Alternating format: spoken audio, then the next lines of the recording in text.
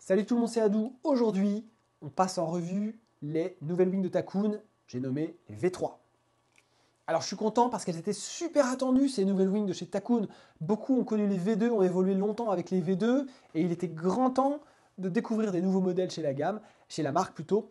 Ces deux nouveaux modèles qui arrivent, les VX et les V3, et là dans cette review on va parler exclusivement des V3. Takoun vend en direct, vous pouvez aller retrouver toute l'offre wing, board, foil sur le site de Takoun. Et cette nouvelle Takoun, elle a un programme un peu 4x4, un peu all-round comme on dit. C'est une wing de freeride qui te permet d'aller dans les vagues aussi, qui va être axée avant tout sur la légèreté et la neutralité. Tu vas la retrouver dans 10 tailles au total qui vont s'échelonner entre 2 mètres et 7 mètres. Il y a 2 coloris proposés, même si je crois qu'à un moment où je te parle, il n'y en a qu'un seul qui est dispo. Cette wing est livrée dans un petit sac, un bon sac même en tissu, fidèle à eux-mêmes. Ils ont toujours des bons sacs bien larges où tu galères pas pour remettre la wing à la fin de la session. Sac en tissu, et des petits trous d'évacuation pour l'eau, les petites sangles pour coller ta pompe de wing sur le côté. Petite pochette zippée dans laquelle tu vas retrouver le kit de réparation, un embout spécifique parce que l'embout évolue. Donc si tu n'as pas les nouveaux embouts pour ces wings-là, ils seront fournis et tu pourras gonfler ta wing sur la plage directement sans avoir à acheter un embout spécifique ou une pompe spécifique pour ces V3. Tu vas retrouver aussi un leash, mais qui n'est pas en option, il n'est pas dans le kit. Il est vendu 28 €. Il existe deux tailles de leash, un 140 et un 150 cm. Il faudra prendre le 140 pour les wings qui vont de 2 mètres jusqu'à 5 mètres, 5,5. C'est à peu près ça. Et pour les grandes tailles de wings jusqu'à 7 mètres, on ira sur le leash de 150 cm. Ce leash, il évolue d'ailleurs. On en parle même si c'est une option. On va retrouver un émerillon, c'était très attendu. Ce qui fait qu'au bout de 15 stacks, tu vas pas avoir un sac de nœuds au bout du poignet. Il est gainé avec un petit néoprène pour ne pas abîmer ta planche ou ta wing. On a un velcro, un scratch un peu nouveau. Déjà, le bracelet est plus cossu, plus matelassé, plus molletonné. On a un petit passant de sécurité pour ne pas perdre la wing si jamais le scratch se défait. Et autre nouveauté, on a toujours ce fil, cette corde en Dynéma droite avec une certaine élasticité, mais qui venait souvent se scratcher, se prendre sur le scratch et s'effilochait. Et bien c'est terminé parce qu'ils ont changé le revêtement du scratch, ce qui fait que quand le Dynéma vient en contact avec le scratch, ça ne s'effiloche plus, ça n'accroche plus. Je note des wings assez compacts avec des envergures d'oreille à oreille pour la 3 mètres carrés qui m'a été livrée de 2,57 m et pour la 4 mètres, un petit peu plus grande évidemment, on est aux alentours des 2 mètres, on a 2,97 cm, 2,97 mètres, 297 cm. Sur les poids, à la balance, elle nue, on retrouve une 4 mètres à 2,2 kg, c'est honnête, et la 3 mètres sera à 1,9 kg. Au niveau des tarifs, au moment où je te parle, la 2 mètres la plus petite est à 519 € et la 7 mètres la plus grande sera à 747 € en version poignée souple. La 4 mètres qu'on a eu en test est à 619 € et la 3 mètres, toujours en poignée souple, sort à 569 €. Au niveau des matériaux, on retrouve une toile de spi triple ripstop, 54 grammes par centimètre carré. C'est sensiblement, c'est même pas sensiblement, c'est la même toile, la même qualité de spi qu'il y avait sur les wings V2. Par contre, attention, ce qui change, c'est le panotage. La matière reste la même, mais le panotage, la répartition des efforts va être très différente sur cette wing, dont le design a vachement évolué. On retrouve une wing sans fenêtre. L'idée pour la marque, c'était de rester sur la wing avec la conception la plus légère possible et simple possible. Sur le corps de la wing, tu vas retrouver 3 petites lattes par côté, donc 6 mini lattes en EVA sur la chute de l'aile, petites lattes qui limitent le flappement de l'aile. Sur le bord d'attaque, on a un Dacron appelé DP175LL. C'est technique, mais dans l'idée, ce qu'il faut retenir, c'est qu'il y a des segments de la wing, notamment au milieu, où cette épaisseur de Dacron est doublée pour assurer un maximum de rigidité et de résistance. Sur les renforts, tu retrouves 3 renforts en Kevlar bien épais au niveau des oreilles et un renfort à l'extrémité de la latte centrale, là où sont situés les poignets. Grosse nouveauté sur le mode de préhension sur cette V3 Ultra, on va avoir la possibilité d'avoir des poignets amovibles. Par défaut, les wings ont été livrés en poignets souples. Il suffit juste en dévissant les poignées souples et en enlevant des petites pièces en plastique de venir repositionner en lieu et place des poignées carbone. Les poignées carbone avant et arrière sont asymétriques. On a une poignée droite à l'arrière et asymétrique à l'avant, enfin avec une partie avant plus haute que la partie arrière de la poignée avant. Un peu façon Takuma RS, façon Nel Pride. Et cette option poignée carbone asymétrique sera à 95 € au total. 45 € pour la poignée arrière, 50 € pour la poignée avant. On retrouve une poignée de Freefly qui est assez similaire à ce qu'on avait sur les V2. Par contre, ils ont rajouté un patch en néoprène en dessous. C'est bien, je trouve, en termes de confort pour la main. En free fly, quand on balade beaucoup l'aile dans les surfs, ça amène un confort, ça évite de se blesser, d'avoir de l'abrasion sur le dessus de la main. Pour le système de gonflage, on est sur du one pump, même du double one pump. On va retrouver 2 gros conduits de part et d'autre de la late centrale reliés au bord d'attaque. Les précots de gonflage donnés sont sur 8 PSI, que ce soit pour la V3, 4 mètres et 3 mètres que j'ai reçu. Et également pour les VX qui sont dans les mêmes surfaces 4.5 et 3.5 donnés pour 8 PSI. Au niveau des spécificités du shape, je ne suis pas un expert encore une fois, moi mon but c'est d'aller à l'eau et donner un ressenti.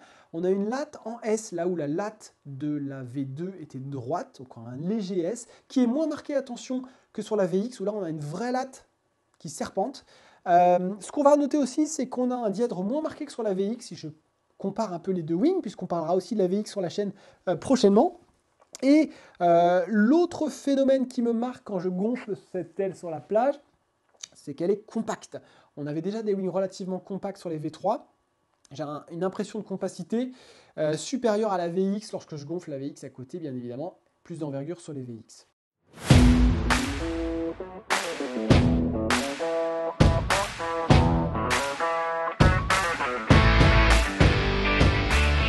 Allez, on débrief de cette Takoun V3 Ultra. Alors, conditions du test, type de nave, du freeride sur du plat, de la vague, de la bonne vague, dans des conditions plutôt onshore, donc de la vague.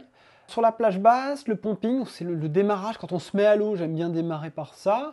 Qu'est-ce qu'on note si on doit comparer à la V2? On a une wing qui est compacte, donc ça c'est bien. Ma surface fétiche c'est 4 mètres, donc j'ai vraiment concentré mes tests sur la 4 mètres. J'ai fait des super rides en 3 mètres aussi en vague, en free fly. Et là, l'encombrement de la wing, la compacité m'a encore plus plu que sur la 4 mètres naturellement. Dans les phases de water start, quand tu la configures en poignée rigide, eh ben, tu peux la lever plus facilement. Dans le light wind, tu vas pouvoir plus la tenir, la driver un peu. Et elle est plus haute que si tu as les poignées textiles. Donc du coup, dans le vent léger, et pour limiter les touchettes des oreilles dans l'eau, les poignées rigides, ça va être un plus. Sur le pumping, globalement, le gain de rigidité, il y a déjà un gain de rigidité sur la wing par rapport à la V2. C'est indéniable. Alors, certains vont dire oui, mais c'est parce qu'elle est neuve, mais en fait, il y a quand même tout ce travail sur le panotage a rien à voir avec la V2, qui était plus simple dans sa conception. Elle avait un côté plus sac, désolé pour la marque. Hein. Là, le panotage a été revu, la chute est plus tendue. Au niveau du bord d'attaque aussi, les endroits où il y a plus d'épaisseur au niveau des tissus, c'est ce qu'ils expliquent. Mais en fait, on sent bien quand on pompe avec, elle se déforme moins qu'une V2, qui se déformait déjà moins qu'une V1. Donc en pumping, en gros, ce que je retiens, le gain de rigidité, l'encombrement faible et la possibilité d'avoir des poignées rigides amène un plus. Je l'ai préféré dans le light wind en poignée rigide qu'en poignée souple.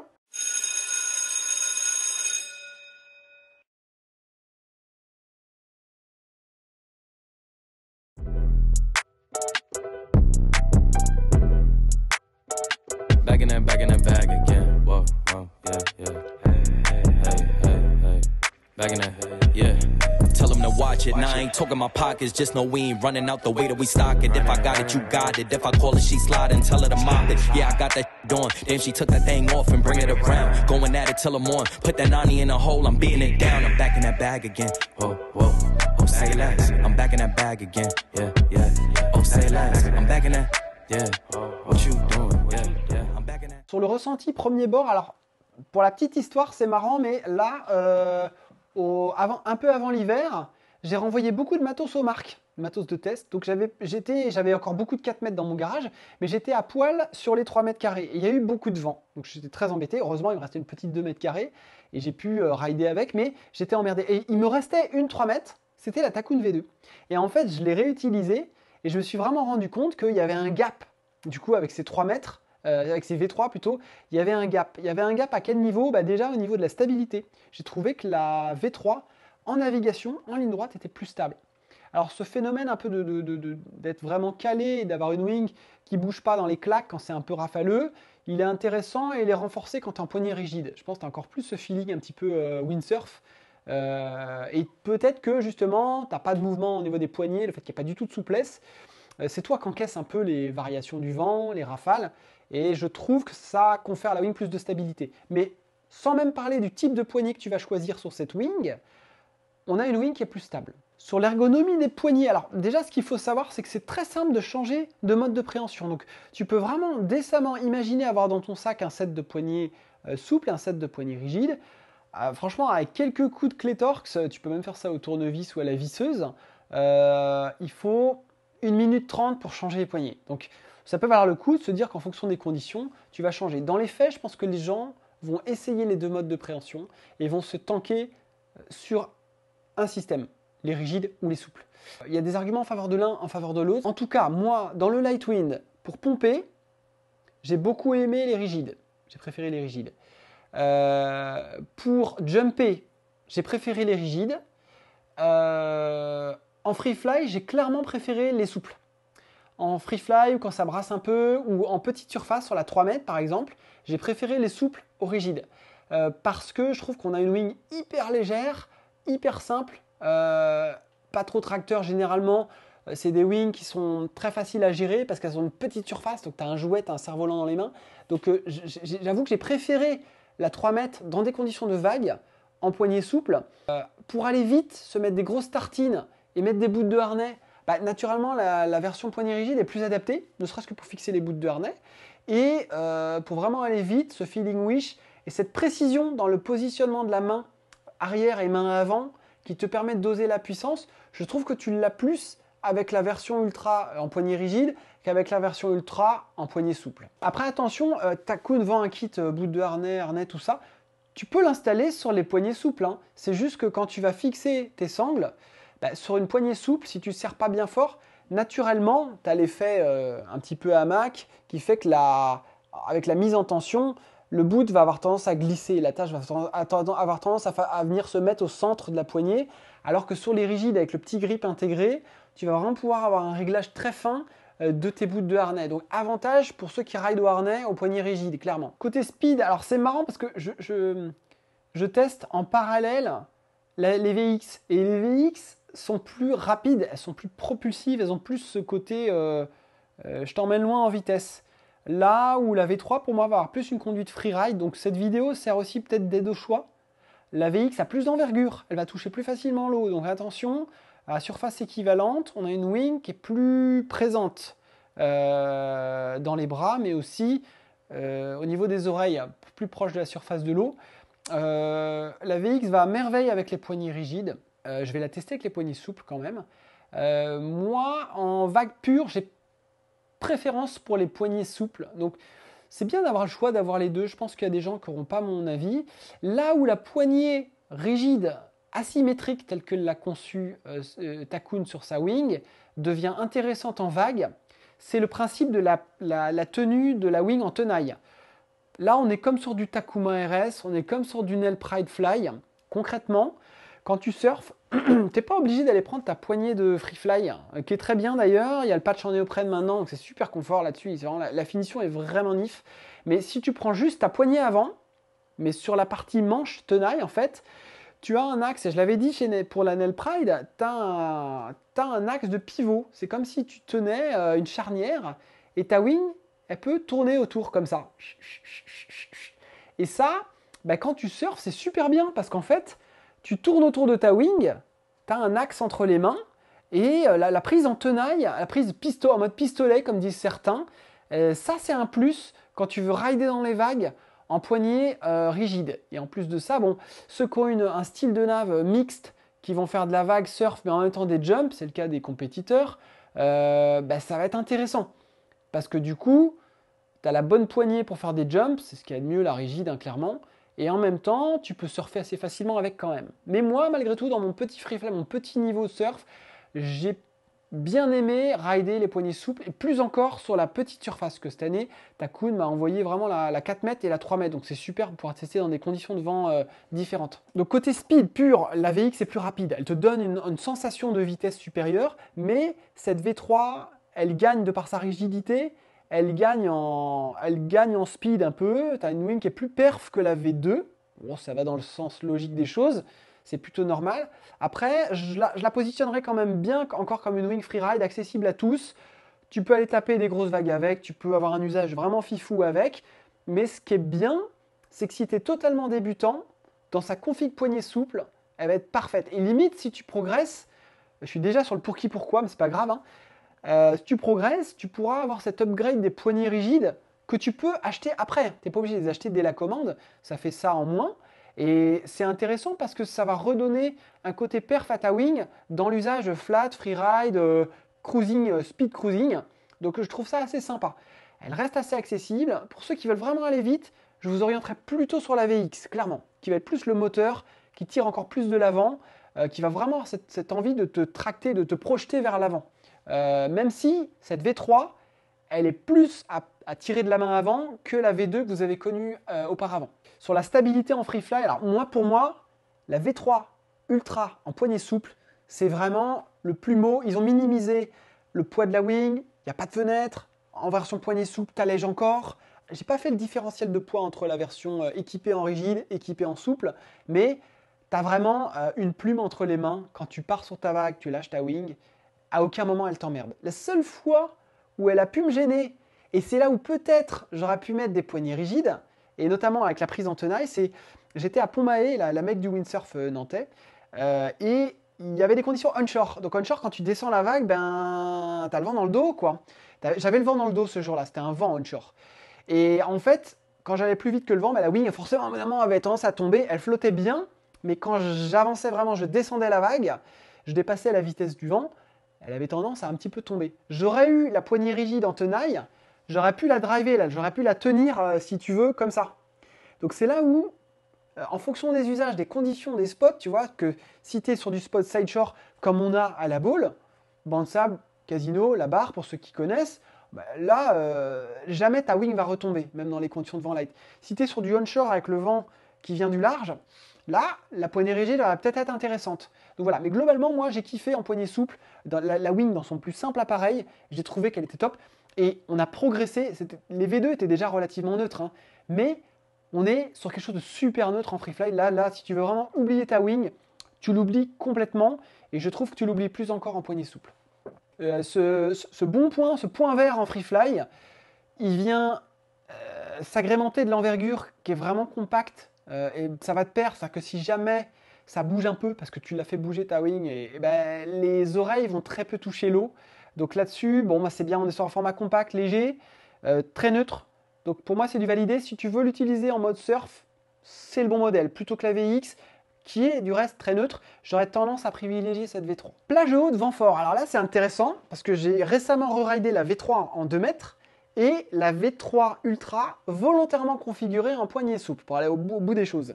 Et en fait, préférence à la V3 Ultra configurée en poignée souple. Bon, tu me diras, heureusement, c'est le nouveau modèle, ils ont travaillé dessus, donc c'est heureusement qu'on le préfère. Mais parce que plus neutre, mais aussi dans le vent fort en cruising. En V3, je suis sorti, j'avais 25 nœuds. Bon, je fais 60 kg, pour moi, on est large. 25 nœuds en 3 mètres, avec un foil qui faisait 850 cm². Sur la magnifique Takun Pro Surf qui va sortir en review aussi, j'ai trouvé que dans les claques, la V2, tu vois, elle était un petit peu physique par moment, elle avait ce côté un petit peu sac dans les claques, et en plus de ça, elle avait tendance à bouger un peu. C'était un peu la tannée. Là, les poignets sont plus raides, même en étant sur des poignets textiles. On a un peu raidi les poignets, et la wing a un profil, le panotage, le travail qui a été fait sur la wing. Là, je ne suis pas expert, donc je ne vais pas m'engager dans des trucs que je ne maîtrise pas, mais la wing est plus agréable dans les vents forts. En plus de ça, sur les 3.5 et en dessous, on retrouve une petite spécificité qu'on n'a pas sur les grandes tailles, c'est la poignée de D-Power. Ouais, c'est comme ça que ça s'appelle, je crois. Devant ta poignée avant, tu as une poignée sur le bord d'attaque qui vient se loger juste à côté de la poignée de Free Fly. Et quand tu es à la rue, tu prends la poignée arrière, tu prends la poignée avant, et tu as ta main qui va tenir le bord d'attaque. Et ça te permet de dégazer à tout moment et d'avoir une tenue de la wing. C'est un peu comme si tu prenais des ris quand tu fais du bateau, tu vois. Tu roules une partie de la surface. Là, naturellement, tu vas avoir une position qui fait que ta wing, tu la rides un peu ouverte, mais tu n'as pas l'impression de ne pas l'exploiter. Tu gardes du rendement, c'est sympa. Ça marchait super bien déjà sur les V2. Moi, j'avais adoré, j'étais sceptique quand j'avais vu cette poignée. La poignée de D-Power, donc c'est 3.5 et taille en dessous. Dans les vents forts, c'est vraiment bien. Dans les manœuvres, j'aimais déjà beaucoup les V2, hein, attention. Dans les manœuvres, c'était une wing qui était assez facile. Bah, là, je vais te dire que quand tu es en poignée rigide, le fameux tac, qui est quand même la manœuvre décisive pour dire si une wing est facile ou pas dans les manœuvres, ben, tu la balades plus facilement qu'avec une poignée textile. Tu n'as pas de vrillage. C'est-à-dire que si tu tournes la main, la wing tourne. Alors qu'avec une poignée souple, tu as un petit peu d'amorti, tu as cette matière souple. Donc en poignée rigide, tu vas gagner, je trouve, dans les manœuvres. Au même titre qu'au pumping, je trouve qu'en poignée rigide, cette V3 Ultra, elle est agréable. Je précise que j'ai jamais eu entre les mains la V2 Ultra. Bon, c'était la même avec des poignées rigides, mais je ne peux pas comparer à la V2 en poignée rigide. Après, du reste, même en poignée souple, je trouve que dans les manœuvres, les tacs, alors dans les jabs, elle est super légère, donc elle flotte bien, ça va même dans le vent léger. Et alors dans les manœuvres, vent très très light, pareil qu'en surf, conditions onshore, et je vais préférer les poignées rigides parce que pareil, j'ai cette possibilité de tenir la wing, de porter la wing plus facilement que quand j'ai des poignées souples. Voilà. Et après, sur les manœuvres, le passage d'une amure sur l'autre, il était excellent. Il est excellent.